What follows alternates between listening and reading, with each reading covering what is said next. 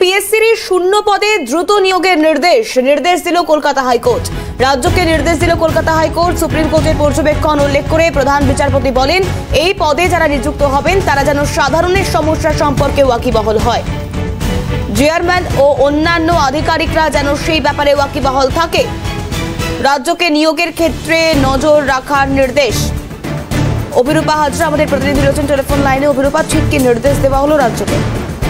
দেখো, প্রধান বিচারপতি ডিভিশন বেঞ্চে এই পাবলিক সার্ভিস কমিশনের অবিলম্বে শূন্যপদ নিয়োগের ব্যাপারটা নিয়ে মামলা ছিল এবং সেই মামলার ভিত্তিতে রাজ্যকে উদ্যোগ নেবার নির্দেশ কলকাতা হাইকোর্টের আরো পর্যবেক্ষণ যে রাজ্যের এ ব্যাপারে করা সব থেকে উপযুক্ত রাজ্যের প্রশাসনিক কাজের জন্য যে সেটা চেয়ারম্যান বা অন্যান্য আধিকারিকরা যেন অনুধাবন করতে পারে যে যারা নিযুক্ত হবে তারা যেন সাধারণ মানুষের সমস্যা সম্পর্কে ওয়াকিবহাল হন।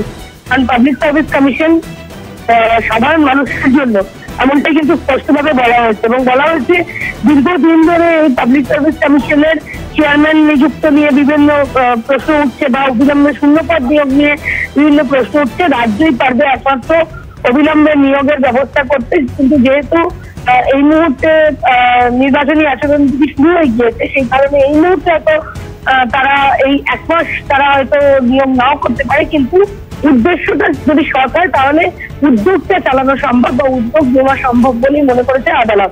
এবং আদালত বলেছেন যত তাড়াতাড়ি সম্ভব নির্বাচন যদি শেষ হয়ে গেলে নিয়োগ যেন হয়, তার আগে যে প্রস্তুতি সেটা যেন রাজ্য শুরু করে, এমনটাই নির্দেশ প্রধান বিচারপতি ডিভিশন বেঞ্চের। বেশ, ধন্যবাদ অভিরূপা হাজরা আমাদের প্রতিনিধি ছিলেন আমাদের সঙ্গে টেলিফোন লাইনে।